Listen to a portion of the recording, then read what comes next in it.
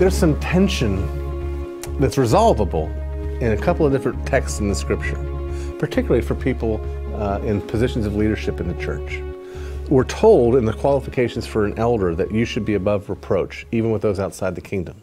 We're also told over and over and over again, if you love Jesus, the world's going to hate you. Well, how do you have the world hate you and have a good reputation? Well, that's a hard thing. I think at the end of the day, if the world's hating you and you deserve it, then you failed on the first qualification. If it's falsely accusing you, then you're succeeding in the second qualification. Dealing with it is another thing altogether. That's a difficult emotional thing. All of us, and some of us worse than others, really do end up caring what people think, and not just outside the church and inside the church. And these accusations come against us, and it can be horribly painful.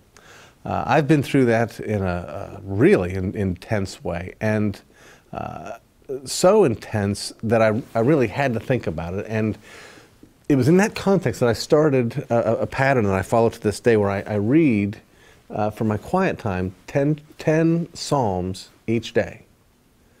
And because what you see in there over and over and over again is David and others dealing with this same problem. And what you see also is a zeal and a passion of prayer asking God for vindication. I think it's vitally important. It's a wonderful test of faith to be able to say to God when you're being assaulted like this, Lord, I'm not going to answer this. I'm going to leave this in your hands. Because when God vindicates you, you're vindicated. When you defend yourself, you're usually exposed. So I think it's really helpful for people when they're in that context. Well, let me add this little bit of wisdom too from Spurgeon. Spurgeon was dealing with a young pastor who was suffering through a whispering campaign in London, and he came to Spurgeon and poured out his heart, and Spurgeon said, well, these people that are saying these horrible things about you, what I want you to do, I want you to go home and get on your knees, and I want you to thank God. And the young man said, well, you know, Pastor Spurgeon, how can I thank God when they're slandering me and libeling me? And he said, well, I want you to thank God that they don't really know you.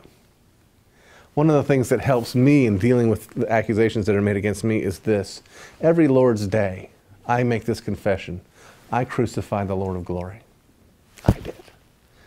Nothing I've ever been accused of is worse than what I've actually done. And if I can hold on to that not only did I do this, but in doing this, I have peace with God. And God calls me His Son. God calls me His Son. Then what difference does it make what other people are saying?